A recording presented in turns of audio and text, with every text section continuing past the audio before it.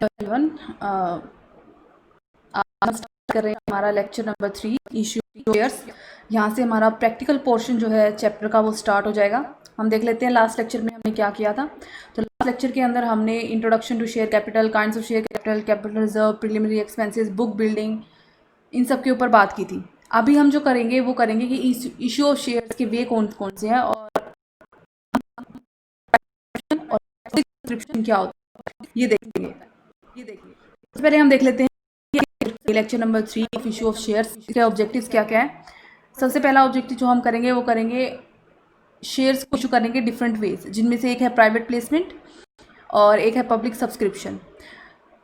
Sweat equity shares क्या होते हैं, एम्प्लॉय स्टॉक ऑप्शन प्लान क्या होता है, मिनिमम सब्सक्रिप्शन क्या होता है, entries on issue of shares क्या क्या आएंगी आपकी, ये आपका प्रैक्टिकल पोर्शन आएगा जो हम आज करेंगे। और ये दो टाइप के हम इशू ऑफ शेयर के तरीके देखेंगे, एट पार और एट प्रीमियम। सबसे पहले हम करते हैं different ways of issuing share. तो 3 तरीके होते हैं शेयर्स को इशू करने के, for cash by private placement of shares, for cash by public subscription of shares and for consideration other than cash. For cash by private placement of shares का मतलब है आप जो शेयर्स इशू कर रहे हो कैश के बदले कर रहे हो, बट आप उसको पब्लिक को नहीं इशू कर रहे, आप उसकी प्राइवेट प्लेसमेंट कर रहे हो। पब्लिक सब्सक्रिप्शन का मतलब होता है जब आप आम जनता को शेयर्स इशू करते हो कैश के बदले में। For consideration other than cash का मतलब है कि आप शेयर इशू कर रहे हो बट आप उसके बदले में कैश नहीं ले रहे, और तरीके से आप उसकी जो है कंसिडरेशन आप ले रहे हो। तो सबसे पहले हम देख लेते हैं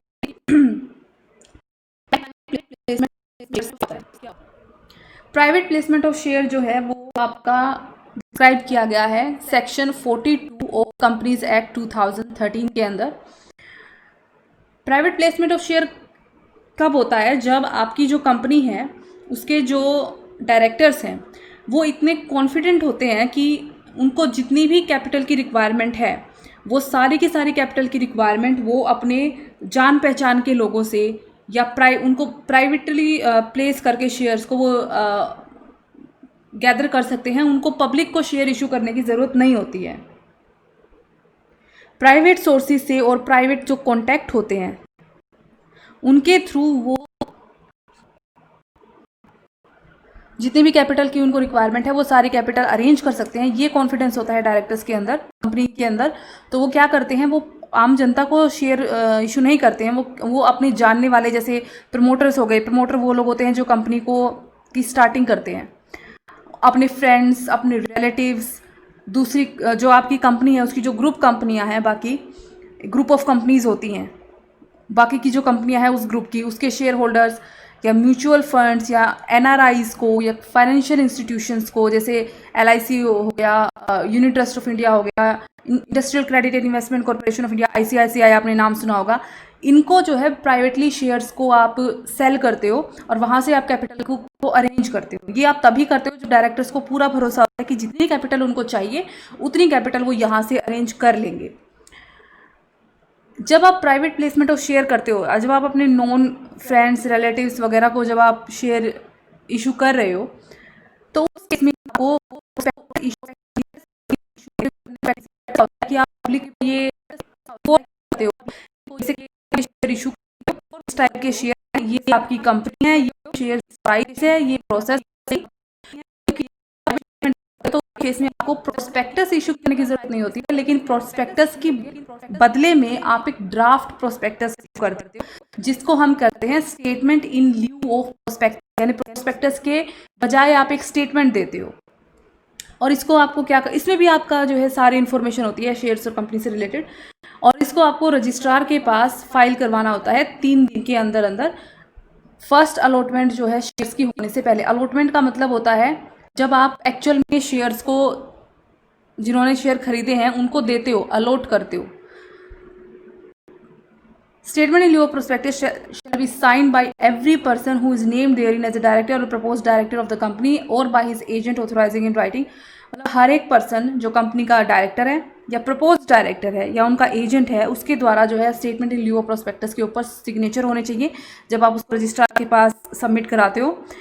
एक चीज़ होती है लॉक इन पीरियड।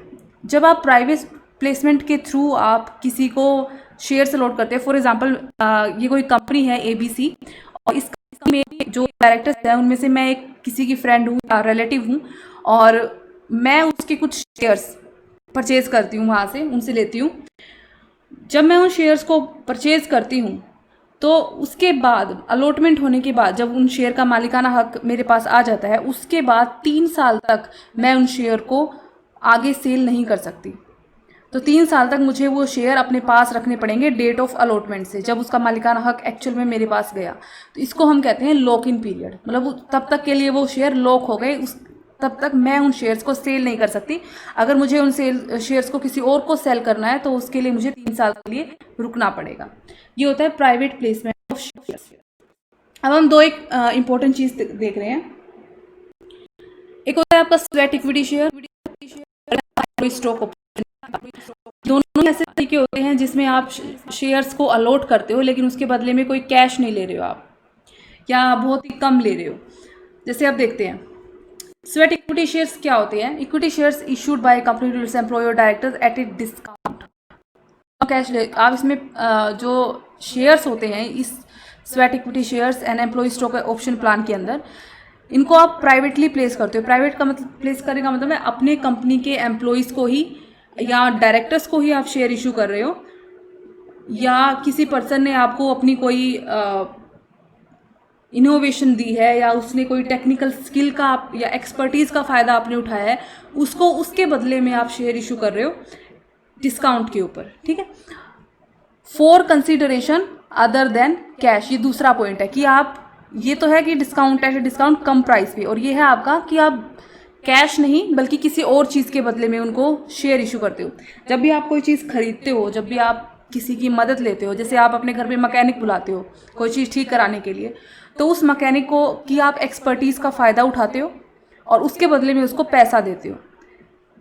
इस चीज़ को हम इस एग्जांपल से समझ सकते हैं कि कंपनी ने किसी टेक्निकल एबिलिटी, किसी की स्किल, उसका फ़ायदा लिया और उसके बदले कैश देने की बजाय उन्होंने क्या किया, उनको शेयर्स इशू कर दिया अपनी कंपनी के।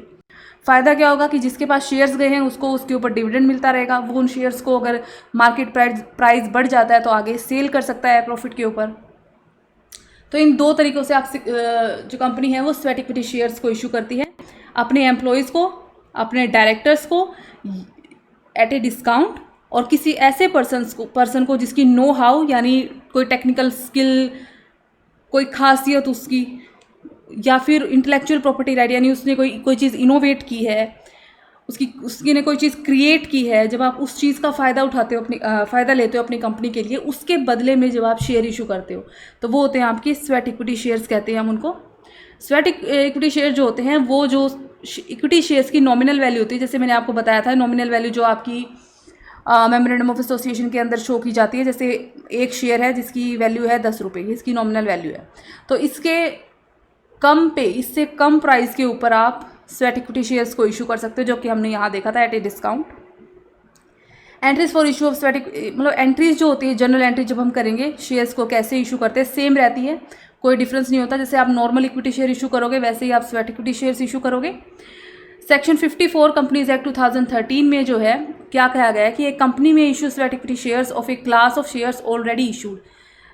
जिस टाइप के शेयर्स आपने इशू कर रखे हैं, मान लीजिए आपने इक्विटी शेयर इशू कर रखे हैं और एक शेयर की कीमत है 10 रुपये, तो आप इसी क्लास के शेयर्स के स्वेट इक्विटी शेयर इशू करोगे, आप किसी और क्लास के इक्विटी जो स्वेट इक्विटी शेयर्स है वो इशू नहीं करोगे, ठीक है। 10 रुपये के अगर आपने इशू कर रखे तो आप 10 रुपये वाले ही करोगे, 20 रुपये के कर रखे तो 20 रुपये वाले ही, आप अलग क्लास के शेयर्स को इशू नहीं करोगे।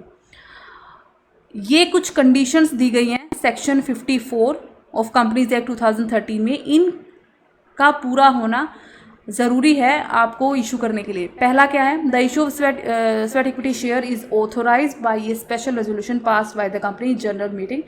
कंपनी की जनरल मीटिंग के अंदर एक स्पेशल रेजोल्यूशन पास होगा तभी आप स्वेट इक्विटी शेयर्स को इशू कर सकते हो। अगर इस जनरल मीटिंग के अंदर ये रेजोल्यूशन पास नहीं होता, यानी मीटिंग के अंदर जितने भी लोग मौजूद हैं वो सर्वसहमति, मतलब सहमति से इस रेजोल्यूशन को पास नहीं करते हैं, तो आप स्वेट इक्विटी शेयर्स को इशू नहीं कर सकते। रेजोल्यूशन में कौन कौन सी बातें हैं जो बिल्कुल क्लियर होनी चाहिए कितने नंबर ऑफ शेयर होंगे, शेयर्स का करंट मार्केट प्राइस क्या है, कंसिडरेशन कितनी रहेगी, मतलब आप कितना एक्चुअल में उसके बदले में लोगे, एंड द क्लास और क्लासेस ऑफ डायरेक्टर्स और employees to whom such equity shares are propose to be issue. किसे आप ये इक्विटी शेयर्स इशू करने वाले हो, कौन से डायरेक्टर्स को, कौन से एम्प्लॉयज़ को, ये सारी बातें आपको उसके अंदर, इस रेजोल्यूशन के अंदर क्लियर करनी होंगी। Not less than 1 year has elapsed since the date on which the company was entitled to commence business. इसका मतलब क्या है कि कंपनी जब अपना बिजनेस करना स्टार्ट करती है उसके 1 साल से ज़्यादा हो चुका होना चाहिए उस कंपनी को काम करते हुए, तभी वो company sweat equity share issue कर सकती है। अभी वो बिजनेस स्टार्ट करे हुए उसको 6 महीने हुए हैं या 8 महीने हुए हैं तो वो स्वेट इक्विटी शेयर्स इशू नहीं कर सकती है। कम से कम 1 साल तो उसको होना चाहिए। Sweat equity shares of a company whose equity shares are listed on a recognized stock exchange are issued in accordance with the regulations made by SEBI। वो कंपनियां जिनके जो इक्विटी शेयर्स हैं वो स्टॉक एक्सचेंज के ऊपर रजिस्टर्ड है, वो कंपनीज जब स्वेट इक्विटी शेयर इशू करेंगी तो उसके ऊपर वो सारी शर्तें लागू होंगी जो सेबी ने डिसाइड की है। अगर आपके शेयर स्टॉक एक्सचेंज पर रजिस्टर्ड नहीं है तो सेबी की गाइडलाइंस, आप सेबी की जो रेगुलेशंस है वो आपके ऊपर लागू नहीं होती। लेकिन अगर आपके शेयर जो हैं स्टॉक एक्सचेंज के ऊपर है तो आपको सेबी की रेगुलेशन के अकॉर्डिंग ही अपने स्वेट इक्विटी शेयर्स को इशू करना पड़ेगा। दूसरी चीज़ यहाँ पे भी एक जो हमने लॉक इन पीरियड वाली बात की थी कि 3 साल तक आप इन शेयर्स को नहीं बेच सकते। फॉर एग्जांपल मैं इस कंपनी की एक एम्प्लॉई हूँ और मुझे स्वेट इक्विटी शेयर इशू किए गए हैं, तो मैं स्वेट इक्विटी शेयर्स अलॉट होने के बाद 3 साल तक उन शेयर्स को कहीं और नहीं बेच सकती। 3 साल तक के लिए वो मेरे पास लॉक हो गए, मुझे उन्हें अपने पास ही रखना पड़ेगा। कुछ इसी तरह का है आपका एक employee stock option plan. Sweat equity shares जो होते हैं वो आप डायरेक्टर्स को इशू कर सकते हो, वो आप एम्प्लॉयज़ को इशू कर सकते हो, वो आप किसी ऐसे पर्सन को इशू कर सकते हो जिसकी आपने टेक्निकल स्किल्स या क्रिएटिव उसने कुछ क्रिएट किया हो, कोई चीज़ इनोवेट की हो जो आपने अपनी कंपनी के लिए यूज़ की हो, उसके बदले में एज ए कंसिडरेशन आपने उसको पे किया है कैश देने के बजाय, उन सबको आप स्वेट इक्विटी शेयर इशू कर सकते हो। एम्प्लॉयज़ का ऑप्शन प्लान जो होता है ये होता है आपके एम्प्लॉयज़ के लिए। इसमें क्या होता है कि आपके यहाँ जो डायरेक्टर्स काम करते हैं, ऑफिसर्स या एम्प्लॉयज़ काम करते हैं, आप उनको अपनी कंपनी का एक बहुत ही इम्पोर्टेंट हिस्सा महसूस करवाने के लिए क्या करते हो, उनको कुछ शेयर, उनको ऑप्शन देते हो कि वो भविष्य में जाके आपकी कंपनी के शेयर परचेज कर सकते हैं एक पर्टिकुलर प्राइस के ऊपर। जो प्राइस डिसाइड होता है वो जो आपका नॉर्मल प्राइस होता है, जो मार्केट प्राइस होता है उससे कम होता है। तो देखते हैं क्या होता है। एम्प्लॉय स्टॉक ऑप्शन प्लान है आपका, सेक्शन 62 ऑफ कंपनीज एक्ट 2013 के अंदर इसको डिस्क्राइब किया गया है। शेयर्स आप इशू कर सकते हो इस स्कीम के अंदर। इसको भी जब आप इशू करोगे तो इसके लिए भी आपको स्पेशल रेजोल्यूशन पास करवाना पड़ेगा। इसका क्या मतलब होता है कि आप एक ऑप्शन देते हो अपने डायरेक्टर्स को या अपने ऑफिसर्स को, राइट टू परचेज और सब्सक्राइब फ्यूचर डेट के ऊपर वो उनके पास ये हक रहेगा कि वो आपकी जो कंपनी है वो जो शेयर इशू करेगी उसको खरीद सकती है एक पहले से डिसाइडेड प्राइस के ऊपर जो उसके मार्केट प्राइस से कम होगा। ठीक है, जैसे मान लीजिए कोई आपके बहुत ही बेहतरीन काम करने वाले एम्प्लॉयज़ हैं, तो आप क्या कहते हो कि फ्यूचर डेट पे वो आपकी कंपनी के शेयर 4 रुपये पर शेयर के हिसाब से खरीद सकते हैं, और मान लो उस टाइम पे आपकी शेयर की कीमत होगी 10 रुपये पर शेयर, और आपने उनको ऑप्शन दिया है कि वो 4 रुपये चाहें तो 4 रुपये पर शेयर पे खरीद सकते हैं। ये ऑप्शन है, ये राइट है उनका, ये ऑब्लिगेशन नहीं है, मतलब ज़रूरी नहीं है वो खरीदें, पर आप उनको ऑप्शन दे देते हो कि वो खरीद सकते हैं। तो आप उनको एक तरह से सस्ते में अपने शेयर खरीदने का ऑप्शन देते हो ताकि क्या हो सके, वो अपने आप को कंपनी का एक बहुत ही इंपॉर्टेंट हिस्सा समझ सके और वो कंपनी के फ़ायदे के लिए और भी ज़्यादा मेहनत करें। सेंस ऑफ बिलोंगिंग आती है उनके अंदर। यहाँ पे भी एक लॉकिंग पीरियड होता है, पर वो लॉकिंग पीरियड 3 साल का नहीं होता, वो लॉकिंग पीरियड सिर्फ 1 साल का होता है from the date of allotment से। प्राइवेट प्लेसमेंट में और जो आपका स्वेट इक्विटी शेयर है उसमें लॉकिंग पीरियड 3 साल का होता है, पर आपका एम्प्लॉय स्टॉक ऑप्शन प्लान के अंदर सिर्फ 1 साल का होता है। तो एम्प्लॉय जब अगर उसको ये ऑप्शन मिलता है और वो इस ऑप्शन को वो अप्लाई करता है और कंपनी के शेयर मान लीजिए खरीद लेता है, तो 1 साल के बाद उन शेयर्स को आगे रीसेल कर सकता है। ऑब्जेक्टिव्स क्या हैं इसके? जैसे सबसे पहला हमने कहा कि आप एम्प्लॉयज़ को इंस्पायर करते हो ताकि वो कंपनी के काम में और भी ज़्यादा बढ़ चढ़ कर पार्टिसिपेट करें और ज़्यादा मेहनत करें। लॉन्ग टर्म वेल्थ बनाते हो आप एम्प्लॉयज़ के हैंड में। लॉन्ग टर्म वेल्थ का क्या मतलब होता है, अगर आप किसी कंपनी के शेयर खरीदते हो तो उस शेयर के ऊपर आपको हर साल डिविडेंड मिलेगा। अगर आप उसको नहीं बेच रहे हो तो जब तक वो चलती रहेगी कंपनी, आपको हर साल कुछ ना कुछ डिविडेंड उसके ऊपर मिलता रहेगा। तो एक लॉन्ग टर्म के लिए एम्प्लॉयज़ के पास एक सोर्स ऑफ इनकम आ जाता है, वेल्थ क्रिएट होती है उनकी। Attract, retain, motivate the good and efficient. तो ये जो जैसे मैंने बताया था, कोई बेहतरीन आपके यहाँ पे एम्प्लॉयज़ काम करते हैं, तो इस तरह के जो बहुत ही ज़्यादा एफिशिएंट और गुड एम्प्लॉयज़ हैं उनको आप अट्रैक्ट करोगे, ज़्यादा से ज़्यादा आए। अगर आपकी कंपनी इस तरह की ऑप्शन देती है तो जो बाकी एम्प्लॉयज़ जो दूसरी कंपनीज में काम करते हैं उनको भी ये इंकरेजमेंट मिलती है कि वो आपकी कंपनी में आए और आपके लिए काम करें। रिटेन करना, आप उनको अपने यहाँ पे बनाए रखें कि वो आपको छोड़ के जाने के बारे में ना सोचे, और उनको मोटिवेट करना और ज़्यादा मेहनत से वो आपकी कंपनी के लिए काम कर सके। इसलिए होता है आपका एम्प्लॉय स्टॉक ऑप्शन प्लान। ये हो गया आपका प्राइवेट प्लेसमेंट, कि प्राइवेटली जब आप शेयर्स को किसी को देते हो। अब हम करते हैं पब्लिक सब्सक्रिप्शन, जब आप शेयर्स को इशू करते हो पब्लिक के लिए, आम जनता के लिए, जिसको कोई भी खरीद सकता है। जब आप पब्लिकली सब्सक्रिप्शन के लिए आप शेयर्स को इशू करते हो तो उसके कुछ स्टेप्स होते हैं। यहाँ पे मेन 4 स्टेप आपको दिए हुए हैं। सबसे पहला स्टेप है प्रोस्पेक्टस इशू करना। प्रोस्पेक्टस इशू कर दिया आपने लोगों। प्रोस्पेक्टस क्या होता है, जिसमें कंपनी के शेयर की सारी इन्फॉर्मेशन होती है, कंपनी की इन्फॉर्मेशन होती है। आप इनवाइट कर रहे होते हो पब्लिक को कि वो आपके शेयर्स को सब्सक्राइब करें। एक बेसिक एप्लीकेशन, जब भी कंपनी के शेयर्स के लिए एप्लीकेशन दी जाती है तो उसके साथ एक एप्लीकेशन मनी भी कलेक्ट की जाती है कंपनी के बैंक के द्वारा। वो एप्लीकेशन मनी आप रिसीव करते हो। फिर आप जिन भी लोगों को शेयर अलॉट करने का डिसाइड करते हो उन सबको एक्चुअल में जो शेयर अलॉट करते हो, मतलब उनको एक सर्टिफिकेट देते हो कि ये शेयर अब आपका हो गया है। बेसिकली आप उनको उसका मालिकाना हक दे देते हो। एंड टू मेक कॉल्स, जैसे कि हमने पहले भी डिस्कस किया था कि कंपनी कभी भी शेयर की जो फुल वैल्यू है, जैसे एक शेयर है 10 का, ये एक साथ नहीं मंगाती है। जो हमने कोल्ड अप कैपिटल, आपको पता होगा हमने किया था, वो धीरे धीरे मंगाती है।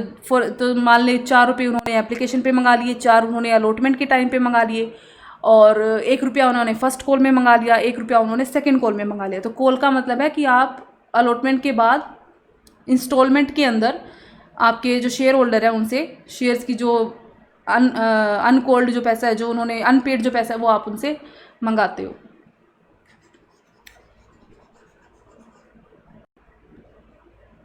अब हम करते हैं इसमें सबसे पहला step, to issue prospectus. Prospectus क्या होता है, हम कई बार इस चीज़ को डिस्कस कर चुके हैं। अभी पब्लिक को एक इनविटेशन होता है कि वो आपके शेयर्स को खरीदे। आपकी कंपनी, आपके बिजनेस की साउंडनेस को वो बताता है ताकि वो अट्रैक्ट कर सके पब्लिक को इन्वेस्ट करने के लिए। प्रॉफिट, कितनी प्रॉफिटेबल है आपकी कंपनी, आप एडवर्टाइज करते हो बेसिकली अपनी कंपनी को और शेयर्स को। सारी इन्फॉर्मेशन होती है इनमें कंपनी के बारे में, शेयर्स के बारे में। प्रोस्पेक्टस के अंदर name and address of the registered office of the company, name and address of directors, objects of the company, objectives, risk क्या है इशू में, सेबी की कंसर्न मिली है या नहीं मिली है इशू करने के लिए, ऑथोराइज्ड और इशूड कैपिटल क्या है कंपनी की, मतलब ऑथोराइज्ड कैपिटल जो मैंने बताया था मैक्सिमम कैपिटल कितनी कर सकती है, और एक्चुअल में कितनी कंपनी इशू कर रही है उसके बारे में लिखा होता है। अब इशू जो कर रही है कैपिटल, उसको नंबर ऑफ शेयर में डिवाइड करेंगे तो कितने नंबर ऑफ शेयर ऑफर कर रही है पब्लिक को, क्या कंडीशंस है, क्या टर्म्स हैं, क्या शर्तें हैं इसकी इशू की, कब ये स्टार्ट होगा इशू जो है ये एप्लीकेशन मनी करना, सॉरी एप्लीकेशन जमा करना, और कब ये बंद हो जाएगा, या ड्यूरेशन क्या रहेगी इस इशू की। कंपनी का जो शेड्यूल बैंक है, कंपनी का बैंक, कंपनी जब भी एप्लीकेशन कलेक्ट करती है तो एप्लीकेशन और एप्लीकेशन मनी कंपनी के पास नहीं आती है, वो कंपनी के शेड्यूल बैंक के पास जाती है। फिर ये बैंक वहाँ से कंपनी को ये सारी एप्लीकेशन मनी और एप्लीकेशन जो है वो आगे फॉरवर्ड करता है। तो कंपनी के शेड्यूल बैंक का नाम, ताकि जो भी कंपनी के शेयर्स को खरीदने की सोचे वो यहाँ पे एप्लीकेशन मनी को जमा करा सके। एप्लीकेशन मनी कैसे काम करती है, आपको पता है, एक शेयर है 10 रुपये उसकी नॉमिनल वैल्यू है। कंपनी कहती है कि अगर आप एक शेयर खरीद रहे हो तो आप 2 रुपये एप्लीकेशन मनी के नाम के एप्लीकेशन के साथ बैंक में शेड्यूल कंपनी के शेड्यूल बैंक के अंदर जमा करा दो। तो आप 2 रुपये, मान लीजिए आप 1 शेयर खरीद रहे हो तो 2 रुपये जमा करा दोगे। 1000 शेयर खरीद रहे हो तो एप्लीकेशन के साथ 1000 शेयर्स की एप्लीकेशन के साथ 2000 रुपये जमा करा दोगे। ये तो प्रोस्पेक्टस जारी कर दिया, एडवर्टीजमेंट कर दिया आपने, एक तरह से लोगों को पता चल गया। जो भी लोग इंटरेस्टेड होंगे वो अब क्या करेंगे, आपके पास वो अप्लाई करेंगे उन शेयर्स के लिए। एक प्रिस्क्राइब्ड फॉर्म होता है जिसके थ्रू लोग जो है वो अप्लाई करते हैं शेयर्स के लिए। हर एक एप्लीकेशन, मैंने आपको बताया, हर एक एप्लीकेशन के साथ जो है आपको एक एप्लीकेशन मनी भी जमा करानी होती है, जो कि प्रोस्पेक्टस में ऑलरेडी आपको दी गई होती है। ये जो एप्लीकेशन मनी होती है, ये जो टोटल इशू प्राइस है उसके 25% से कम नहीं होनी चाहिए। तो हम एक एग्जांपल के तौर पे देख लेते हैं। अगर 1000 रुपये आपका टोटल इशू प्राइस है, मतलब आप जितने भी शेयर इशू कर रहे हो वो जितने भी रुपए के हैं, टोटल 1000 रुपये ही आप इशू कर रहे हो टोटल, ये आपकी इशू कैपिटल है। तो इसका 25% एटलीस्ट आप एप्लीकेशन में मंगा लोगे, यानी 250 रुपये टोटल आपके एप्लीकेशन के टाइम पे आपको मिलने चाहिए। तो इसका मतलब होता है अगर एक शेयर मान लो 10 रुपये का है तो एटलीस्ट आप 2.5 रुपये एप्लीकेशन के टाइम पे मंगाओगे। तो अमाउंट बस ये मैंने बता दिया कि पब्लिक जो इसका जो शेयर बैंक है वहाँ पे आपको जमा करानी होती है एप्लीकेशन के साथ। एक बार आप एप्लीकेशन आ गई, उसके बाद ये जो बैंक होता है ये कंपनी को ये एप्लीकेशन मनी दे देता है, उसको इन्फॉर्म कर देता है। फिर कंपनी क्या करती है, एक्चुअल अलॉटमेंट करती है शेयर्स का। अलॉटमेंट जो भी आपकी लास्ट डेट फिक्स की जाती है एप्लीकेशन मनी को रिसीव करने की, वो एक्सपायर हो जाती है।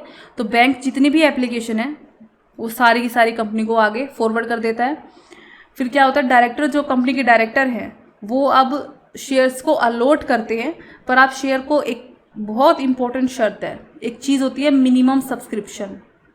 जब तक ये मिनिमम सब्सक्रिप्शन नहीं हो जाता आपका, तब तक आप शेयर्स को अलॉट नहीं कर सकते। मिनिमम सब्सक्रिप्शन का मतलब होता है एक मिनिमम अमाउंट होती है जो आपको एप्लीकेशन के टाइम पे आपको रिसीव हो जानी चाहिए। अगर इतना पैसा आपको एप्लीकेशन में मिल जाएगा तभी आप शेयर्स को अलॉट करोगे। अगर उतना पैसा आपको नहीं मिलता तो आप शेयर को अलॉट नहीं करोगे। आप सभी जिन्होंने भी अप्लाई किया है उन सबको सॉरी बोल के उनका पैसा वापस लौटा दोगे।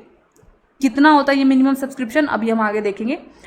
हर अलॉटी, अगर मान लीजिए आपको मिनिमम सब्सक्रिप्शन मिल चुका है और डायरेक्टर्स जो है वो अलॉट करते हैं शेयर्स को, तो अलॉटी वो पर्सन होता है जिसको शेयर अलॉट किए जाते हैं।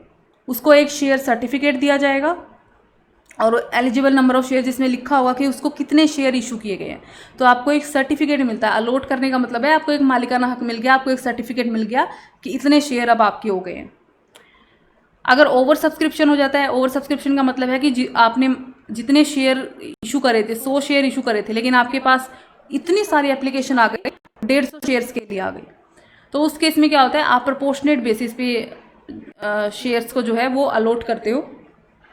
इसका मतलब प्रोपोर्शनेट बेसिस का मतलब है कि कुछ लोग ऐसे होंगे जिन्होंने जितने शेयर्स के लिए अप्लाई किया है उनको उतने ही शेयर दे दोगे।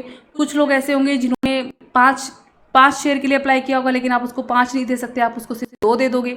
कुछ लोग ऐसे होंगे जिन्होंने जितने शेयर के लिए अप्लाई किया होगा आप कुछ नहीं दे पाओगे, आप उनको 0 शेयर दोगे, उनका पैसा उनको वापस कर दोगे। तो जैसे मान लीजिए 100 शेयर थे, एक एग्जाम्पल के तौर पे हम ले लेते हैं। एक बंदे ने 50 के लिए अप्लाई किया, एक बंदे ने 25 के लिए अप्लाई किया और एक बंदे ने क्या किया,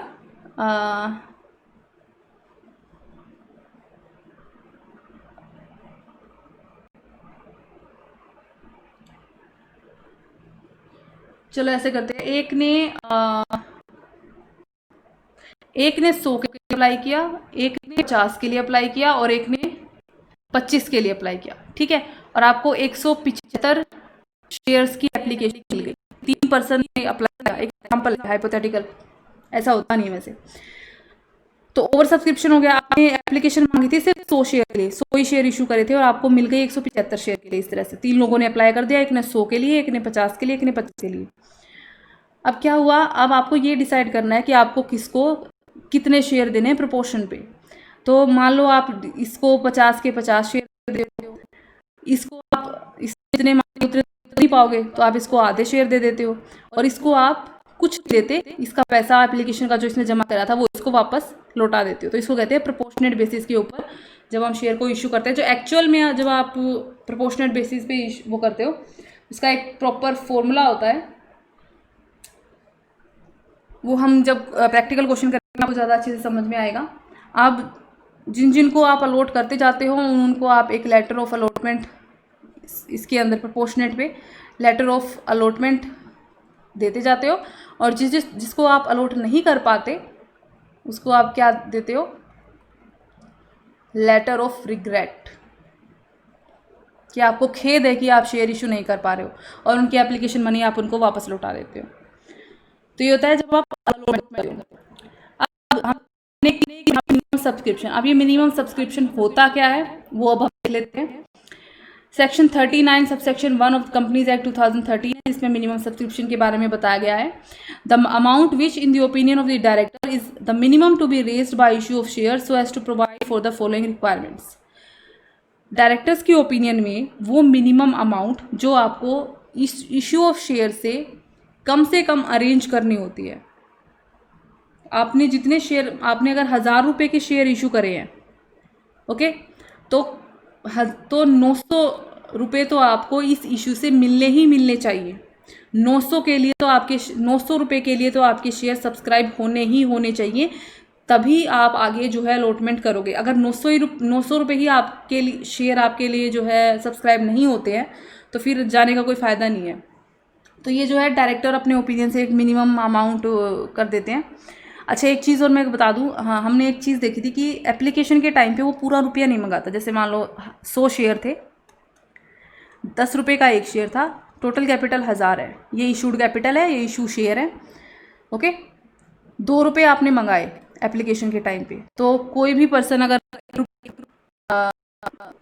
अगर शेयर्स के लिए आप अप्लाई करोगे तो ज़्यादा से ज़्यादा देखा जाए तो 200 रुपये ही आएंगे, ठीक है। और यहाँ मैंने कहा है कम से कम 90% होता है मिनिमम सब्सक्रिप्शन। इसका मतलब क्या है कि मतलब एप्लीकेशन के टाइम पे इतना पैसा नहीं आना चाहिए, बट एटलीस्ट आपके इतने शेयर सब्सक्राइब होने चाहिए कि आपको उससे 900 रुपये कलेक्ट हो जाएंगे। मतलब ये जो 100 है इसमें से कम 90 शेयर के लिए तो एप्लीकेशन आए। तो ये मिनिमम सब्सक्रिप्शन का मतलब होता है सब्सक्राइब करना, कि एटलीस्ट इतने के लिए एप्लीकेशन भेजे वो 90 शेयर्स ऑफ 10 ईच, कम से कम इतने के लिए सब्सक्रिप्शन, इतने के लिए एप्लीकेशन आए आपके पास तो आप आगे अलॉट करोगे। अगर इतने शेयर्स के लिए भी एप्लीकेशन नहीं आई तो आप आगे अलॉट करने का कोई फ़ायदा नहीं है, ओके। अब जो ये आप करते हो मिनिमम सब्सक्रिप्शन, मिनिमम अमाउंट, ये किस लिए होती है? For the payment of purchase price of any property purchase और agree to be purchase, property आपको परचेज करनी है उसके लिए। प्रीलिमिनरी एक्सपेंसेस जो मैंने आपको हम लास्ट उसमें डिस्कस कर चुके हैं, या अंडर राइटिंग कमीशन या ब्रोकरेज वगैरह जो इशू ऑफ शेयर पे आप पे करते हो उसके पेमेंट के लिए।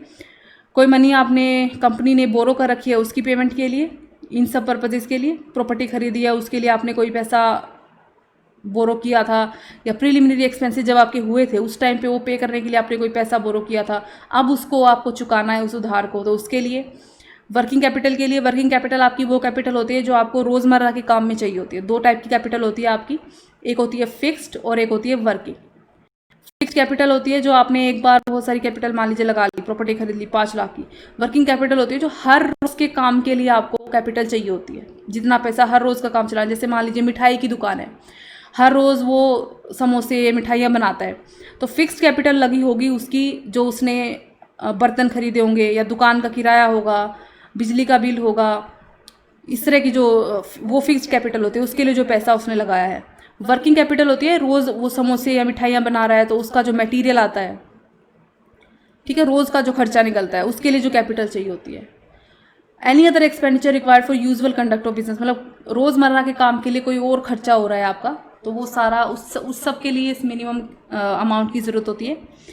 सेबी की गाइडलाइन क्या कहती है कि subscription has been fixed, SEBI ने फिक्स कर दिया कि जितनी इशू अमाउंट है उसके 90% तो आपका सब्सक्रिप्शन होना ही चाहिए, ठीक है। 90% के लिए तो एटलीस्ट आपका सब्सक्रिप्शन होना चाहिए।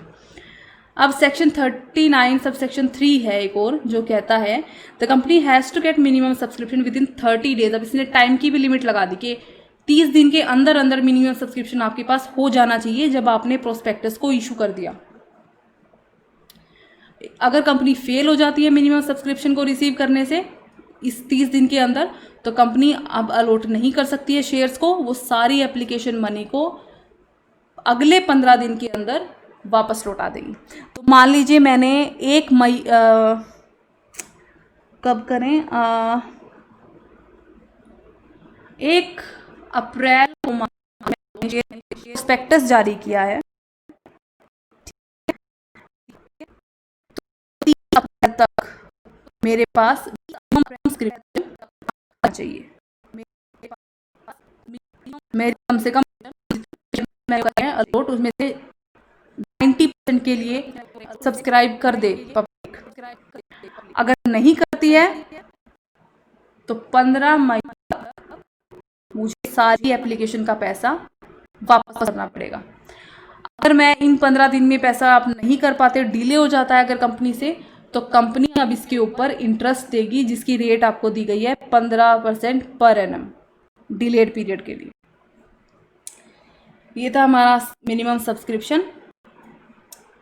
अब हम आगे बढ़ते हैं। लास्ट जो हमारा स्टेप है टू मेक कॉल्स। तो कुछ पैसा आपने 10 रुपये है मान लो, तो पैसा मान लीजिए एप्लीकेशन पे मांग लिया। जब आप शेयर को अलॉट करोगे, वो सर्टिफिकेट दोगे, उस टाइम आपने कह दिया कि अब 4 रुपये और दो हमें इस शेयर के ऊपर। आपने मान लो एक शेयर खरीदा है 10 रुपये का, 4 रुपये आपने एप्लीकेशन के साथ दे दिए थे। 4 रुपये जब आपको शेयर अलॉट हुए तो आपने कंपनी के पास जमा करा दिए बैंक में। अब 8 रुपये हो गए, अब 2 रुपये बच गए। अब 2 कंपनी क्या करेगी, इंस्टॉलमेंट में आपसे मांगेगी, उसको हम कहते हैं कॉल करना।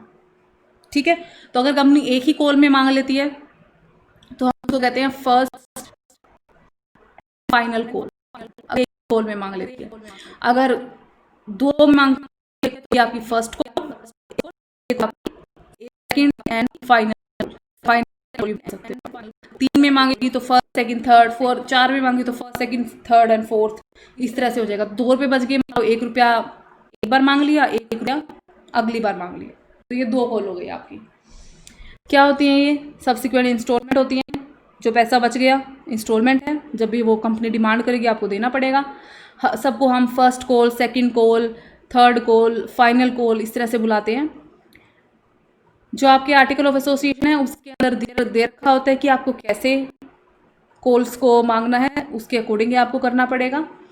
अगर आपके पास आर्टिकल ऑफ एसोसिएशन नहीं है तो हमने एक बार पहले भी डिस्कस किया था, टेबल एफ है आपके पास, शेड्यूल 1 ऑफ 2013, इसके रूल अप्लाई होंगे। और इसके रूल कौन से हैं? टेबल एफ याद रखना। अमाउंट जो आप मांगोगे either on application, on allotment और on any one call shall not exceed 25% of total quantum of the issue. जो टोटल आप मांग रहे हो, टोटल जो आपका क्वांटम है इशू का, उसके 25% से ज़्यादा नहीं होना चाहिए। उसके 25% से आप ज़्यादा ना मांगे। तो 100 रुपये का अगर है तो इसका 25% होता है 25। इससे ज़्यादा आप किसी भी वक्त पे ना मांगे, ना एप्लीकेशन पे, ना अलॉटमेंट पे, ना किसी भी कॉल पे। All amount on share should be fully called up with in the period of 12 months. Allotment की डेट के 12 महीने के अंदर आप शेयर्स का जो है मतलब सारी अमाउंट को आप कॉल कर लें। बेसिकली एटलीस्ट 1 महीने का टाइम होना चाहिए 2 कॉल के बीच में। तो एक कॉल मान लीजिए आपने 1 अप्रैल को मांग ली, तो दूसरी कॉल आप अगले महीने मांगो। कम से कम 1 महीने का टाइम होना चाहिए दोनों के बीच में।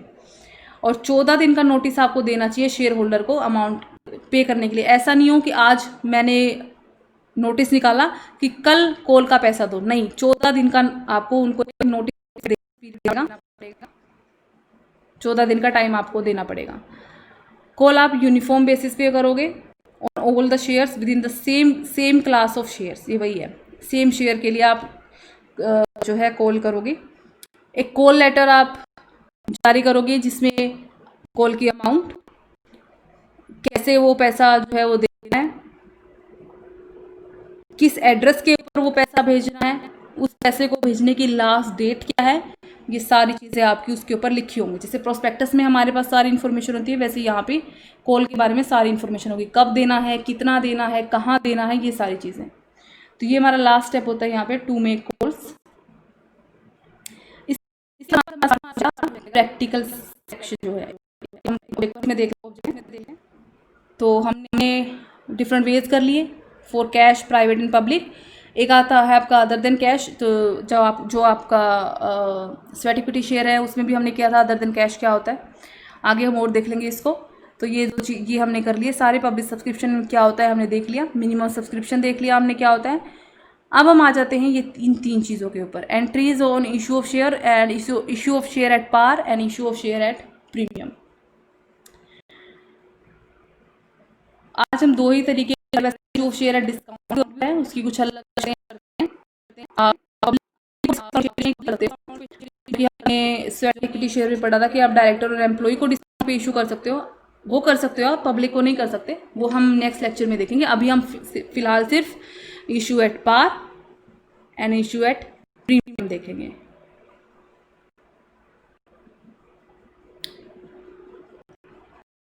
ओके, इशू एट पार का मतलब होता है कि अगर आपके शेयर की वैल्यू 10 रुपये है तो आप 10 रुपये पे ही उसका इशू कर रहे हो। प्रीमियम का मतलब होता है आप उसमें एक प्रीमियम 2 रुपये की वैल्यू है शेयर की नॉमिनल वैल्यू, प्रीमियम आपने उसमें जोड़ दिया 2 रुपये, ठीक है। इशू एट पार और इशू एट प्रीमियम की जो जनरल एंट्रीज होती हैं वो सेम होती हैं, बस एक ये जो प्रीमियम जो हम जोड़ रहे हैं इसकी एक एंट्री अलग आती है। तो सबसे पहले हम इशू एट पार की जो हमारी एंट्रीज बनती है वो देख लेते हैं। सबसे पहले आप प्रोस्पेक्टस इशू करते हो, जो हमने ऊपर स्टेप पढ़े हैं। सबसे पहले आपने प्रोस्पेक्टस इशू किया, पढ़ा, लिखन दी, मैंने बताया एप्लीकेशन के साथ वो पैसा देते हैं, तो सबसे पहले पैसा जमा होता है आपके पास, तो एंट्री बनती है debit what comes in bank account debit, ठीक है। किस नाम से वो पैसा देते हैं, एप्लीकेशन, शेयर एप्लीकेशन, तो ये जो पैसा आपके पास आता है ये टू शेयर एप्लीकेशन अकाउंट, इसमें क्रेडिट होएगा। एप्लीकेशन मनी रिसीव्ड ऑन जितने भी शेयर थे एट द रेट ऑफ जो भी शेयर की नॉमिनल वैल्यू थी पर शेयर, तो अगर आपने 100 शेयर के लिए मंगाए थे तो on 100 shares at the rate of 10 rupees पर शेयर, एप्लीकेशन मनी रिसीव हो गई। अब जो एप्लीकेशन मनी, मान लीजिए आपका मिनिमम सब्सक्रिप्शन हो जाता है, तो आप क्या करोगे, इस एप्लीकेशन मनी को आप शेयर कैपिटल अकाउंट के अंदर ट्रांसफर करोगे। शेयर कैपिटल अकाउंट हमने सबसे पहले पढ़ा था कि आप क्या करते हो, क्योंकि सभी शेयर होल्डर्स का अलग से अकाउंट नहीं बना पाते, तो आप सबका एक कॉमन अकाउंट बना लेते हो, शेयर कैपिटल अकाउंट। तो ये एप्लीकेशन मनी जो है ये आपने इन शेयर होल्डर्स से रिसीव किया है जिनके नाम का अकाउंट है आपका शेयर कैपिटल अकाउंट। तो शेयर कैपिटल अकाउंट का बैलेंस होता है आपका क्रेडिट, तो आप उसको क्रेडिट कर दोगे, ठीक है। Share application money account debit, ये पैसा शेयर एप्लीकेशन मनी अकाउंट के अंदर गया, इस अकाउंट से आपने पैसा शेयर कैपिटल अकाउंट में ट्रांसफ़र कर दिया। Application money on allotted share transfer to share capital account.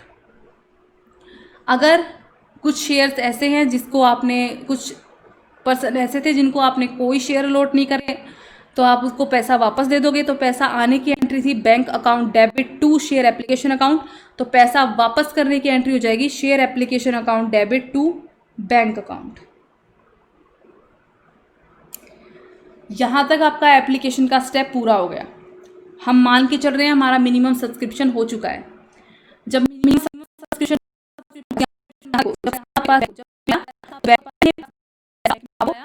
दिया और कंपनी ने उस पैसे को शेयर कैपिटल अकाउंट में डाल दिया। एंट्री का मीनिंग याद रखना। जब अलॉटमेंट की बात आती है तो अलॉटमेंट में सबसे पहले कंपनी शेयर्स को अलॉट करती है। जब कंपनी शेयर्स को अलॉट करती है तो अलॉटमेंट की अमाउंट ड्यू होती है, उसके बाद कंपनी को जो है पैसा रिसीव होता है। यहाँ कंपनी पहले अलॉट करेगी और पैसा मांगेगी, फिर उनको पैसा मिलेगा। शेयर एप्लीकेशन में एप्लीकेशन के साथ पैसा आता है पहले ही, तो ये चीज़, इसका डिफरेंस याद रखना। इसलिए वहाँ पे पैसे की को रिसीव करने की एंट्री पहले होती है। यहाँ पे पहले कंपनी अलॉट करती है और उसके साथ पैसा मांगती है, फिर पब्लिक पैसा जमा करती है। तो सबसे पहले हम पैसे के ड्यू होने की एंट्री करते हैं। Share allotment account debit to share capital account, same entry है आप यहाँ पे टू शेयर कैपिटल, यहाँ share allotment to share capital, amount due on allotment का मतलब है आपने मांगी है, अलॉटमेंट की आपने शेयर्स की, अब आपने उनसे पैसा मांगा है ऑन जो भी शेयर थे आपके एट द रेट ऑफ जो भी आपने मांगा है। तो मान लो 100 शेयर पे आपने 4 रुपये मांगे हैं या जितने भी रुपए मांगे हैं आपने, यहाँ मैंने 10 रुपये लिख दिया, मान लो 10 रुपये टोटल वैल्यू थी, 4 रुपये आपने मांगे थे या 4 के हिसाब से रिसीव हुए। अब आपने पैसा मांग लिया, अब पब्लिक आपको पैसा जमा कराएगी। तो जितना भी उन्होंने पैसा, मान लो पूरा पैसा जमा करा दिया, amount received on allotment on 100 shares at the rate of 4 पर शेयर। ओके, 4 और 4 8 रुपये आप रिसीव कर चुके हो, 2 रुपये रह गए। ये 2 रुपये भी कंपनी मांगेगी।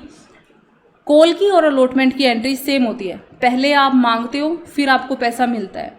तो share first call to share capital, अगर एक कॉल से ज़्यादा में मांग रहे हो तो first call to share capital. तो 100 शेयर मान लो 1 रुपया मांग लिया आपने इसमें, तो first call due on 100 shares at the rate of 1 per share. फिर आपको रिसीव होगा जब पैसा देंगे वो, तो bank account debit to share first call money received on 100 shares at the rate of 1 per share. हम मान के चल रहे हैं कोई एरियर नहीं है, मतलब हर किसी ने ये रुपए दे दिए हैं, सारे शेयर्स के 100 के 100 शेयर पे आपको 1 रुपया मिल चुका है। कोई भी पर्सन ऐसा नहीं है, कोई भी शेयर ऐसे नहीं है जिसके ऊपर पैसा अभी आपका बकाया है, मतलब नहीं दिया गया है। मान लो इसमें से 90 शेयर के ऊपर 1 रुपया मिल जाता, 10 के ऊपर नहीं मिलता, तो हम कॉल इन एरियर वाली एंट्री करते। ये हम आगे पढ़ेंगे, अभी हम इसको कंफ्यूज नहीं करते, सिंपल हम मान के चलेंगे कि सारे शेयर के ऊपर आपको पैसा जो भी आप मांगती जा रही है कंपनी, आपको मिलता जा रहा है। अब आ जाते हैं हम सेकंड कॉल पे, आखिरी कॉल है ये हमारी, सेकंड एंड फाइनल कॉल भी लिख सकते हो आप इसको। तो आपने मांगा, ड्यू हुआ पैसा, share second call account debit to share capital, 100 share पे आपने 1 रुपया ड्यू करा है, मतलब मांगा है उनसे, पैसा मिल गया आपको, bank account debit to share second call के नाम का। तो share second call money received on सारे शेयर्स के ऊपर एट द रेट ऑफ 1। तो 1 रुपया सेकंड कॉल में मिल गया, 1 रुपया फर्स्ट कॉल में मिल गया, 4 रुपये अलॉटमेंट के टाइम मांग लिए और 4 रुपये एप्लीकेशन के टाइम पे। तो शेयर की, इससे मैंने आपको पहले बताया था जितना रुपया का बनता है शेयर का, उससे ज़्यादा आप किसी से मांग भी नहीं सकते। तो 10 रुपये आप ले चुके। जब प्रीमियम की बात आती है तो प्रीमियम मैंने बताया जो उसकी वैल्यू होती है उसमें आप कुछ पैसा एक्स्ट्रा ऐड कर देते हो। इसकी एंट्री कैसे होती है?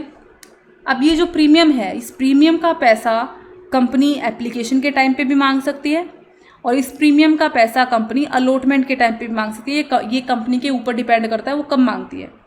अगर वो एप्लीकेशन के टाइम मांगती है तो फर्स्ट एंट्री ऐसे सेम रहेंगी, bank account debit to share capital. जो बैंक वाली एंट्री है, ये एंट्री इसमें आपको कुछ ऐड नहीं करना, सेम रहेगी। बस ये ध्यान रखना है इसमें आपको टोटल अमाउंट लिखनी है, टोटल जितनी अमाउंट है मिली है आपकी जेब में, जितना पैसा गया है वो आपका इसमें जाएगा। तो यहाँ पे जैसे 100 शेयर के ऊपर 4 रुपये मांगे थे, वहाँ 10 रुपये थी शेयर की कीमत, यहाँ मान लीजिए 2 रुपये प्रीमियम के साथ 12 हो गई। एप्लीकेशन के 4 हैं प्लस 2 प्रीमियम के हैं। ओके, तो आपने वही मांगा है, शेयर है आपके 100 पर आपको इंक्लूडिंग प्रीमियम कितना मिलेगा अब 6 रुपये पे। तो इस एंट्री के अंदर आपको टोटल पैसा लिखना है। अब सेकेंड एंट्री, जब आप इसको शेयर कैपिटल अकाउंट में ट्रांसफ़र करोगे तो एक बात ध्यान रखना, शेयर कैपिटल अकाउंट में प्रीमियम का पैसा कभी ट्रांसफ़र नहीं करते हम। प्रीमियम का पैसा हम एक अलग अकाउंट में ट्रांसफ़र करते हैं जिसका नाम है सिक्योरिटीज़ प्रीमियम अकाउंट, और इस पैसे को हम अलग चीज़ों के लिए यूज़ करते हैं। हम इसको डिविडेंड के तौर पे डिस्ट्रीब्यूट करने के लिए यूज़ नहीं करते हैं। इसलिए इस पैसे को, ये जो 6 रुपये थे जिसमें 4 रुपये तो एप्लीकेशन के थे प्लस 2 रुपये प्रीमियम के थे, यहाँ पे जब हम आएंगे हम इसको बाइफरकेट कर देंगे। बैंक की एंट्री में टोटल पैसा जाता है, तो यहाँ पे देखो बैंक से शेयर एप्लीकेशन अकाउंट में टोटल पैसा गया था 600 रुपये। तो शेयर एप्लीकेशन अकाउंट में इस वक्त मेरे पास 600 हैं। इस 600 में से 400 रुपये है शेयर कैपिटल के नाम के और 200 रुपये है जो सिक्योरिटीज़ प्रीमियम अकाउंट में जाएंगे। सिक्योरिटीज़ प्रीमियम अकाउंट के बारे में भी हम अभी पढ़ेंगे क्या होता है ये अकाउंट। तो हमने इसको 2 अकाउंट में बांट दिया, एक शेयर कैपिटल में गया, एक सिक्योरिटीज़ प्रीमियम में। ये ध्यान रखना सिक्योरिटीज़ प्रीमियम का पैसा कभी भी शेयर कैपिटल अकाउंट में मत डालना। तो अगर आपने एप्लीकेशन के टाइम पे ये 2 रुपये मांगे, मान लीजिए कंपनी ने एप्लीकेशन के टाइम पे प्रीमियम नहीं मांगा तो सिर्फ 4 रुपये मांगे होते, तो उस टाइम पे यहाँ पे हो जाते आपके 400, यहाँ पे हो जाते टोटल 400, और 400 के 400 आपके शेयर कैपिटल में, ये एंट्री नहीं होती। अब मान लीजिए कंपनी अलॉटमेंट के टाइम पे मांग रही है सिक्योरिटीज प्रीमियम, तो अलॉटमेंट में बताया एंट्री उल्टी होती है, पहले ड्यू होता है पैसा, तो यहाँ पे भी 4 रुपये मांग रहे हो, प्लस आपके हो गए 2 रुपये सिक्योरिटीज प्रीमियम के।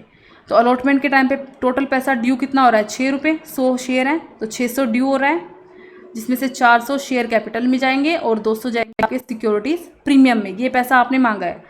अब जब आपको पैसा रिसीव होगा बैंक की एंट्री में, हम हमेशा टोटल अमाउंट लिखेंगे। टोटल कितनी है जो आपके जेब में जा रहा है, 600 शेयर अलॉटमेंट अकाउंट, तो शेयर अलॉटमेंट अकाउंट में 600, बैंक से आपको रिसीव हुए 600। ये तो है एंट्री। एट पार पे क्या एंट्री बनेगी, और जब आप प्रीमियम के साथ इशू करोगे तो क्या एंट्री, सिंपल सिमिलर एंट्री है, बस एक सिक्योरिटीज प्रीमियम अकाउंट है जो आपका ऐड हो जाता है। सिक्योरिटीज प्रीमियम अकाउंट हमेशा क्रेडिट होता है, ध्यान रखना। अब हम देख लेते हैं कि सिक्योरिटीज प्रीमियम अकाउंट आखिर होता क्या है। Issue of share at premium का मतलब क्या है। Issue of share at premium का मतलब होता है कि आपने शेयर को ऐसे प्राइस पे इशू किया है जो उसकी फेस वैल्यू से ज़्यादा है। फेस वैल्यू मतलब जैसे एक शेयर की वैल्यू मैंने बताई थी 10 रुपये, ये इसकी फेस वैल्यू है, फेस वैल्यू भी बोलते हैं इसको। इससे ज़्यादा पे, 1 रुपये ज़्यादा पे, 2 रुपये ज़्यादा पे, जितने पे भी, there is no legal restriction on the issue of share, मतलब कोई लीगल रिस्ट्रिक्शन नहीं है आपके ऊपर, आप शेयर्स को प्रीमियम पे इशू कर सकते हो। ये एक कैपिटल प्रॉफिट है, इसलिए इसको एक अलग अकाउंट में हम डालते हैं जिसको हम कहते हैं सिक्योरिटीज प्रीमियम अकाउंट, जिसको हमें बैलेंस शीट में अलग से इक्विटीज एंड लाइबिलिटी साइड पे रिजर्व एंड सरप्लस में शो करना होता है। तो जब आप बैलेंस शीट बनाते हो, 2 साइड होती हैं इसकी, एक तो लाइबिलिटी साइड होती है, एक आपकी एसेट साइड होती है।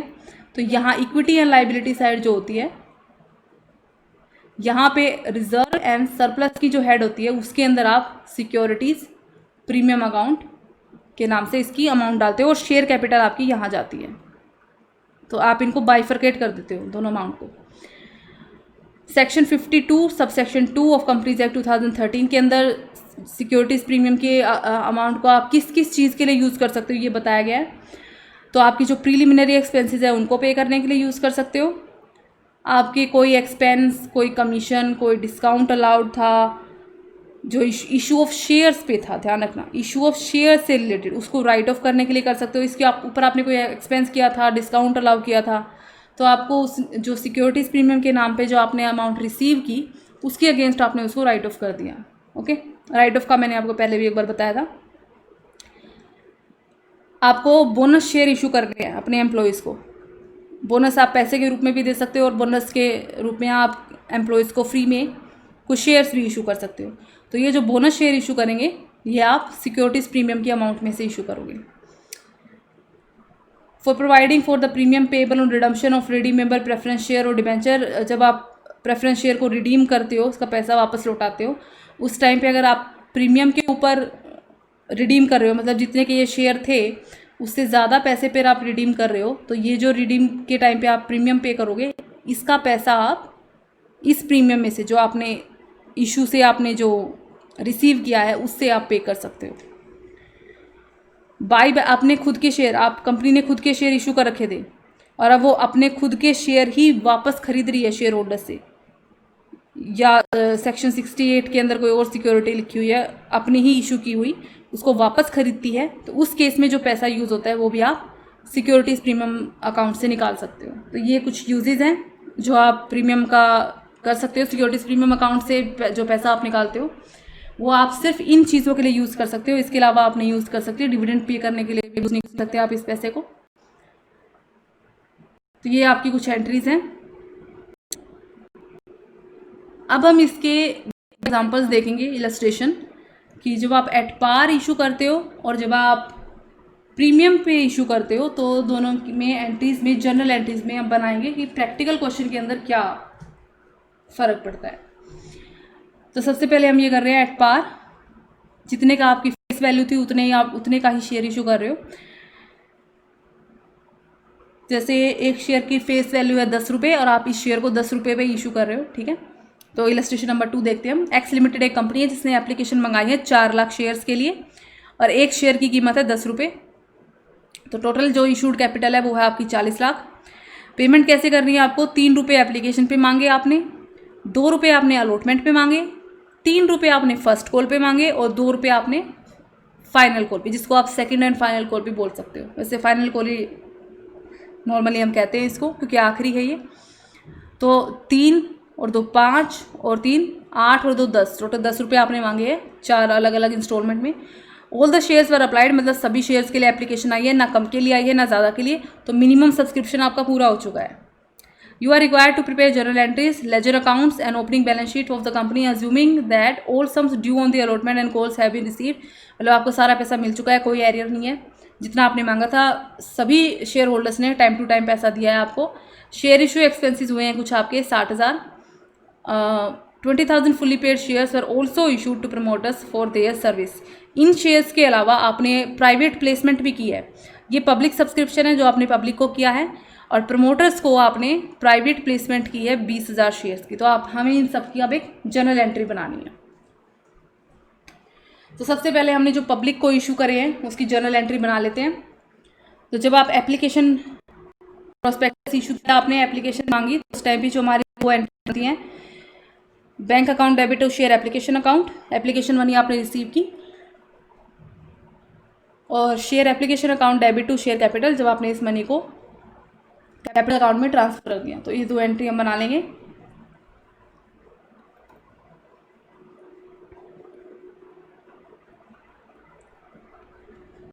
Bank account debit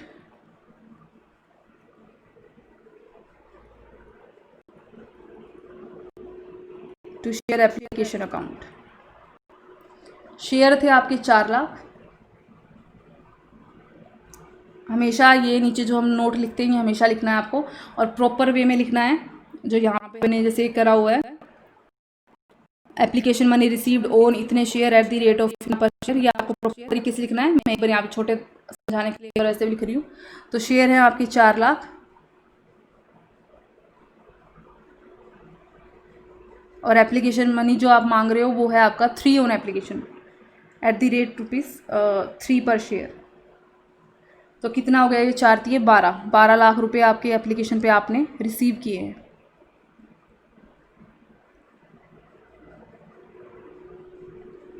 first entry हो गई complete.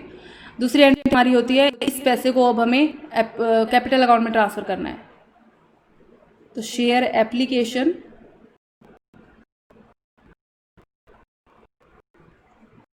Account debit to share capital account. ना कोई प्रीमियम है ना कुछ है, तो सीधा सीधा जितना रुपया हमने रिसीव किया था उतना ही हम कैपिटल अकाउंट में ट्रांसफ़र कर देंगे। कंप्लीट एप्लीकेशन की एंट्री यहाँ तक कंप्लीट हो गई। सभी हमारा मिनिमम सब्सक्रिप्शन पूरा हो चुका है, सब हो चुका है। जितने शेयर के लिए हमने एप्लीकेशन मांगी थी उतने के लिए ही आई है, तो हम सबको अलॉट कर देंगे। अलॉटमेंट पे हम 2 रुपये मांग रहे हैं। अलॉटमेंट में सबसे पहले मनी ड्यू होती है, तो इसकी एंट्री होती है इक्विटी शेयर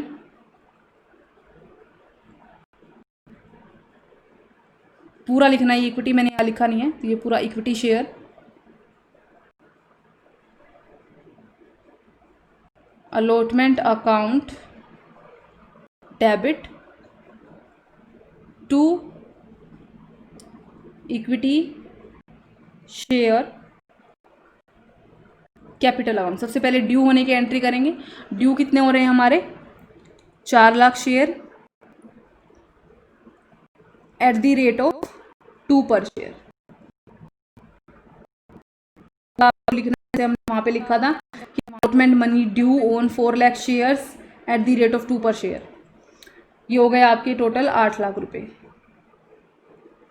अलॉटमेंट के टाइम पे आपने 8 लाख रुपए मांग लिए अपने, जिनको भी आपने शेयर अलॉट किए सभी शेयर होल्डर्स से, और सभी शेयर होल्डर्स ने आपको अच्छे बच्चे की तरह पैसा जो है टाइम पे दे दिया। तो bank account debit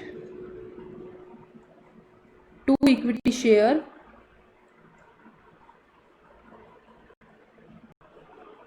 allotment account, सारा पैसा आपको मिल गया 8 लाख और 8 lakh. allotment money received on 4 lakh shares at the rate of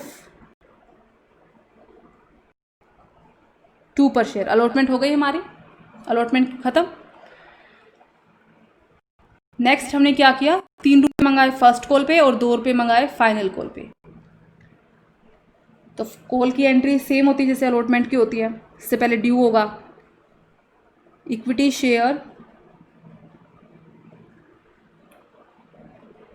first call account debit to equity share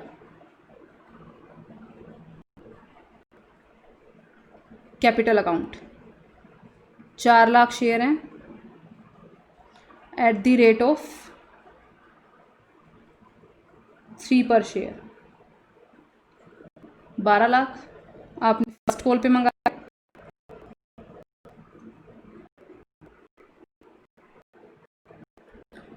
और उन्होंने सारा पैसा आपको दे भी दिया। Bank account debit, bank account debit, bank वाले टू इक्विटी शेयर किस नाम से, फर्स्ट कॉल के नाम से आपको मिला है। बैंक एंट्री हमें आपकी जेब में आया है टोटल, यहाँ बाई नहीं होगा, जितना पैसा जेब में आया उतना टोटल आप बैंक में डाल दोगे बैंक की एंट्री में। अब फाइनल कॉल वाला देख लेते हैं, सेम ऐसी एंट्री होगी आपकी। सो इक्विटी शेयर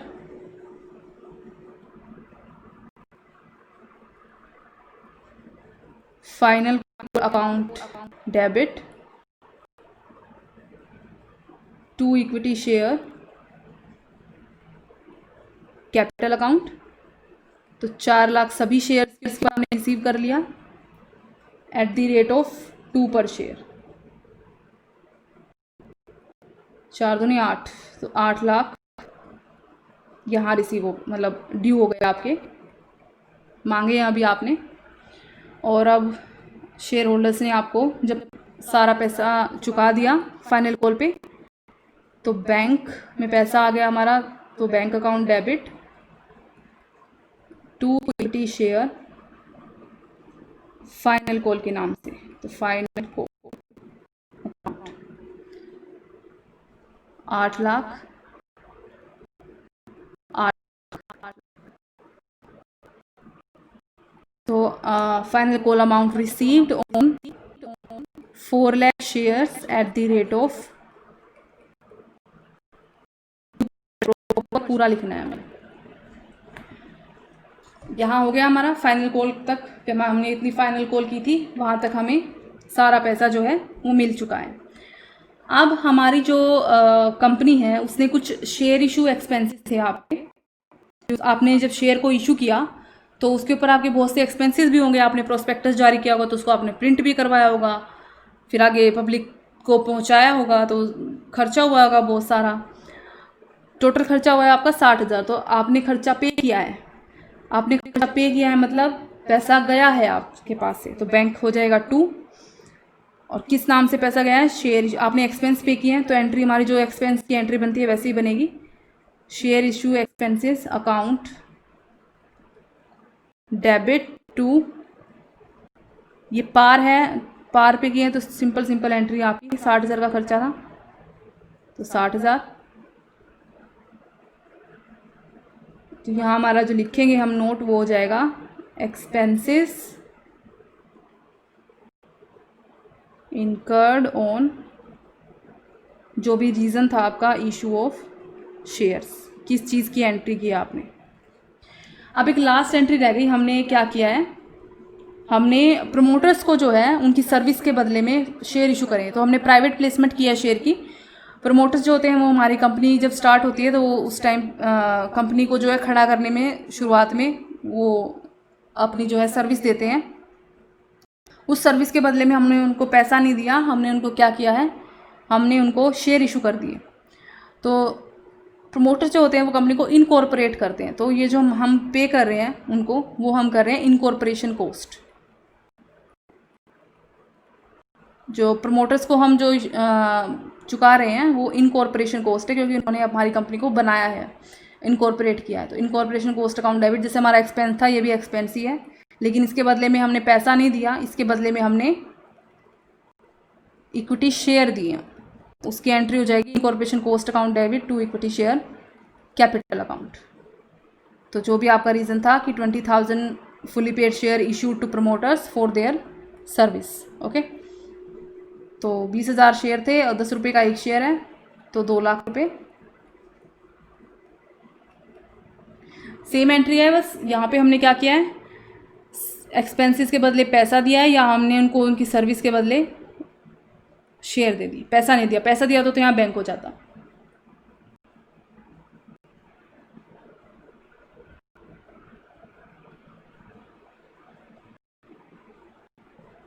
तो ये तो हो गई आपकी general entry. In general entry के बेसिस पे हमारे जो लेजर अकाउंट बनेंगे, जैसे एक हमारा अकाउंट बनेगा बैंक अकाउंट, एक हमारा अकाउंट बनेगा इक्विटी शेयर एप्लीकेशन अकाउंट, एक हमारा अकाउंट बनेगा इक्विटी शेयर अलॉटमेंट अकाउंट, एक बनेगा equity share first call account, एक बनेगा फाइनल कॉल अकाउंट, एक बनेगा हमारा शेयर कैपिटल अकाउंट, एक शेयर इशू एक्सपेंसेस अकाउंट, एक इनकॉर्पोरेशन अकाउंट। तो अकाउंट बनाने की तो आई गेस मुझे अभी आपको सिखाने की ज़रूरत नहीं है। बैंक में कौन सी चीज़ें जाएंगी, देखो share issue expenses to bank है, बैंक को आपने इसमें क्रेडिट किया है। तो जो अकाउंट आप बना रहे हो, एंट्री में वो अकाउंट जिस साइड लिखा होगा उसी साइड उस अकाउंट में एंट्री होगी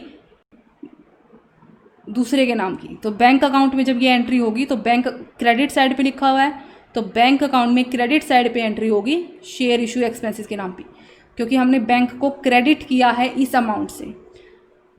इसको जब हम एक्सप्लेन करेंगे तो हम ये कहेंगे कि हमने बैंक अकाउंट को क्रेडिट किया है शेयर इशू एक्सपेंस की अमाउंट से।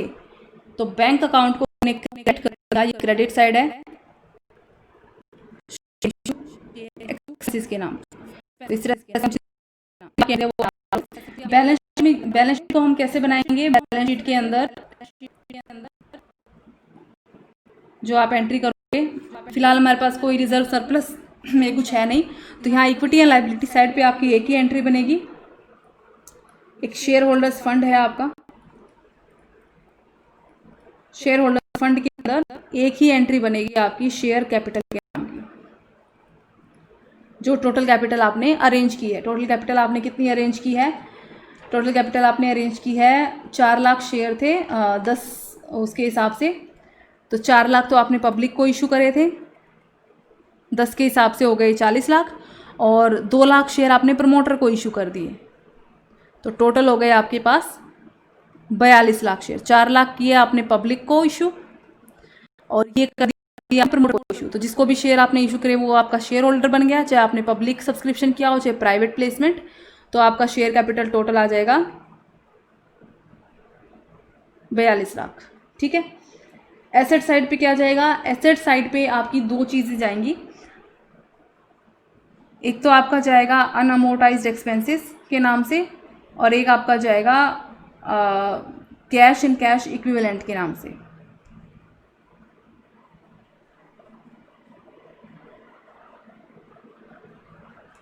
तो जो आपके अमोर्टाइज्ड एक्सपेंसेस होंगे, 2 आपके अनअमोर्टाइज्ड एक्सपेंसेस हैं, ये अदर करंट एसेट में जाएगा। एक अनअमोर्टाइज्ड एक्सपेंस तो ये 60,000 रुपये हैं, एक अनअमोर्टाइज्ड एक्सपेंस आपके ये 2 लाख, तो 2,60,000 हो जाएगा आपका अनअमोर्टाइज्ड एक्सपेंस के नाम का।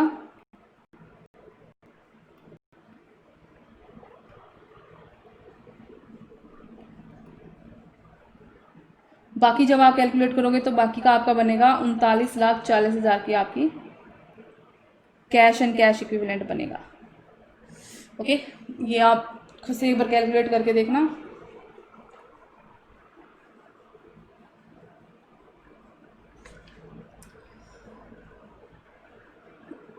कैश एट बैंक का आपका 39,40,000 कुछ निकल के आएगा। अनअमोर्टाइज एक्सपेंसेस आपके जो शेयर इशू एक्सपेंस और इनकॉर्पोरेशन कॉस्ट है उसको हम अनअमोर्टाइज एक्सपेंस कहते हैं। बाकी का बैलेंस आपका कैश एंड कैश इक्विवेलेंट बन जाएगा। तो ये हो गया आपका जब आप एट पार पे इशू करते हो तो कौन सी जनरल एंट्रीज आपकी बनती हैं। अब हम देखेंगे कि जब आप प्रीमियम पे शेयर को इशू करते हो तो क्या फ़र्क पड़ता है एंट्रीज के अंदर। ये ध्यान रखने की बात है कि प्रीमियम कंपनी एप्लीकेशन के टाइम पे मांग रही है या कंपनी प्रीमियम को अलॉटमेंट के टाइम पे मांग रही है। तो ये कोई कंपनी है, ऑथोराइज कैपिटल इसकी 1 करोड़ है, 10 लाख इक्विटी शेयर 10 रुपये ईच के, ये फेस वैल्यू है शेयर की या नॉमिनल वैल्यू है, इतने ये ऑथोराइज हो गया। 6 लाख इक्विटी शेयर इसने इशू कर दिए 3 रुपये प्रीमियम पे, ओके, यानी 13 रुपये में। कैसे पे होंगे? 4 एप्लीकेशन पे, 5 अलॉटमेंट पे इंक्लूडिंग प्रीमियम, 2 फर्स्ट कॉल पे, 2 सेकंड, तो 4 और 2 6 और 2 8, 8 और 5 13। ये जो 5 रुपये अलॉटमेंट पे मिल रहे हैं, इस 5 रुपये में से 2 तो अलॉटमेंट के नाम के हैं और 3 रुपये प्रीमियम के नाम पे। यहाँ लिखा हुआ है इंक्लूडिंग प्रीमियम, वैसे आप काउंट करके देख सकते हो, ये 8 बनते हैं, ये 5 है, मतलब इसके अंदर प्रीमियम की अमाउंट ऑलरेडी शामिल है 3 रुपये की। तो 2 और 3 जब हम बाइफरकेट करेंगे शेयर कैपिटल अकाउंट और सिक्योरिटीज़ प्रीमियम, तो सिक्योरिटीज़ प्रीमियम में इतना जाएगा और शेयर कैपिटल में इतना जाएगा। एंट्री करेंगे तो एप्लीकेशन की जो एंट्री है वो सेम रहेगी हमारी। तो एप्लीकेशन की एंट्री हो जाएगी हमारी bank account debit to share application account. कितना मिल रहा है आपको? आपके शेयर थे 6 लाख इक्विटी शेयर, या इक्विटी शेयर लगा लेना, कितने एट द रेट ऑफ 4 पर शेयर।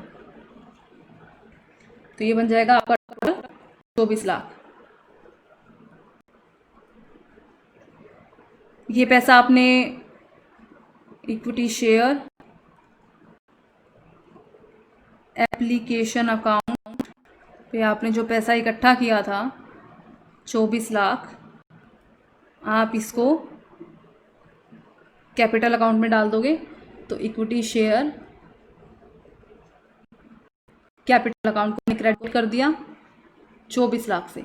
जब आप लेजर अकाउंट बनाओगे तो इक्विटी शेयर कैपिटल अकाउंट में क्रेडिट साइड पे एंट्री हो जाएगी इक्विटी शेयर एप्लीकेशन अकाउंट के नाम की, और जब आप इक्विटी शेयर एप्लीकेशन अकाउंट बनाओगे तो इसमें डेबिट पे एंट्री हो जाएगी इक्विटी शेयर कैपिटल के नाम की। फिर हम करेंगे अलॉटमेंट की एंट्री। अलॉटमेंट की एंट्री बहुत इंपॉर्टेंट। पहले हम करेंगे पैसा ड्यू होने की एंट्री। पैसा ड्यू होने की एंट्री होती है आपकी equity share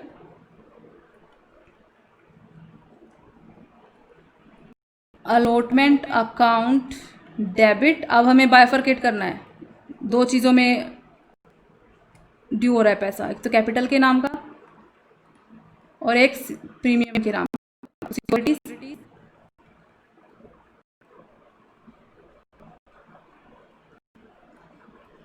premium account, okay. तो अलॉटमेंट में टोटल पैसा है 24 लाख, सॉरी 5 रुपये, 6 पंजे 30 लाख। टोटल पैसा है इसके अंदर 30 लाख। 5 रुपये मांगे थे आपने इंक्लूडिंग प्रीमियम, और शेयर है आपके 6, तो 6 पंजे 30, तो 30 लाख। इसमें से 2 रुपये तो हैं कैपिटल के नाम के, तो कैपिटल में जब आप 2 बांटोगे तो ये हो जाएगा 6 दूनी 12, तो 12 लाख तो शेयर कैपिटल अकाउंट में जाएगा, और 3 रुपये है प्रीमियम के नाम पे, तो 6 दिए 18, 6 लाख शेयर, 6 दूनी 12, 6 दिए 18, टोटल है 30 लाख। अब पैसा आपको होगा, मैंने बताया था बैंक की एंट्री में हमेशा जो टोटल पैसा आपकी जेब में आ रहा है वो टोटल लिखना है। तो bank account debit to equity share allotment account. Allotment के नाम का और प्रीमियम के नाम का टोटल पैसा आपकी जेब में जा कितना रहा है? 30 लाख। तो यहाँ आएगा 30 लाख। नोट जरूर डालना है, नोट डालने की आदत साथ साथ रखना। अब इसने फर्स्ट एंड सेकंड कॉल मंगाई है, तो फर्स्ट कॉल पे इसने मंगाए हैं 2 रुपये और सेकंड एंड फाइनल कॉल पे इसने मंगाए हैं 2 रुपये। तो एंट्री सेम हो जाएगी जैसे अलॉटमेंट की है, बस ये प्रीमियम एंट्री नहीं होगी। तो एंट्री हो जाएगी equity share first call to share capital, 2 के हिसाब से हो जाएगा 6 दूनी 12, 12 lakh. Account debit to equity share first call 12 lakh. ऐसे आपकी सेकंड एंड फाइनल कॉल की एंट्री हो जाएगी, ओके। शेयर इशू एक्सपेंसेस आपको दे रखे हैं 2 लाख, तो जैसे हमने वहाँ पे शेयर इशू एक्सपेंसेस पे किए थे, एंट्री हमारी बनाई थी हमने इसकी share issue expense account debit, cash दे रहे हो तो बैंक अकाउंट 2 लाख और 2 लाख। अब एक चीज़, जब हमने ये किया था कि सिक्योरिटीज़ प्रीमियम अकाउंट बनता है, तो सिक्योरिटीज़ प्रीमियम अकाउंट का हम यूज़ कहाँ करते हैं, अगर याद हो, सिक्योरिटीज़ प्रीमियम अकाउंट का जो पैसा है उसका हम यूज़ करते हैं प्रीलिमिनरी एक्सपेंसेस को पे करने के लिए, राइट ऑफ करने के लिए। राइट ऑफ करने का क्या मतलब है कि आपने जो इशू एक्सपेंस के नाम का पैसा पे किया है, ये अब आप सिक्योरिटीज़ प्रीमियम अकाउंट में से निकाल सकते हो, वहाँ से राइट ऑफ करोगे। तो कैसे राइट ऑफ की एंट्री कैसे बन जाएगी, इसको उल्टा कर देंगे बस हम, और बैंक की जगह पे आ जाएगा securities premium account debit to share issue expenses account 2 lakh. ये हो गया राइट ऑफ करना, मतलब जो पैसा आपने शेयर इशू एक्सपेंसेस के नाम से पे किया था, अब इस पैसे को आप सिक्योरिटी प्रीमियम अकाउंट में से निकाल सकते हो। तो ये पैसा सिक्योरिटीज प्रीमियम अकाउंट में से आपने एक्सपेंस का पैसा राइट ऑफ कर दिया। ओके, अब इसका बैलेंस शीट पे क्या फ़र्क पड़ेगा, बैलेंस शीट पे देखो ये फ़र्क पड़ेगा, मैं बता देती हूँ आपको। बैलेंस शीट जब आप बनाओगे तो एक चीज़ तो सेम रहेगी, जब आप कैपिटल लिखोगे तो आप यहाँ लिखोगे authorised capital, issued capital. Authorised capital आपको बता रखी थी 1 करोड़ की क्वेश्चन में, और इशूड कैपिटल आपको बता रखी थी 6 लाख 10 रुपये के हिसाब से 60 लाख। सिक्योरिटीज़ प्रीमियम नहीं डालते हमने, पहले बताया था मैंने, सिक्योरिटीज़ प्रीमियम इसमें नहीं आएगा, ये इशूड कैपिटल है। सिक्योरिटीज़ प्रीमियम आएगा आपका रिजर्व एंड सरप्लस हेड के अंदर, ये कैपिटल, इसके अंदर आएगा आपका सिक्योरिटीज़ प्रीमियम अकाउंट, जिसका सिक्योरिटी प्रीमियम के नाम के आपने उनसे जो लिए हैं वो है आपके 16 लाख। यहाँ निकाला सिक्योरिटी प्रीमियम के नाम का जितना भी पैसा आपको रिसीव हुआ है वो सारा का सारा यहाँ चला जाएगा।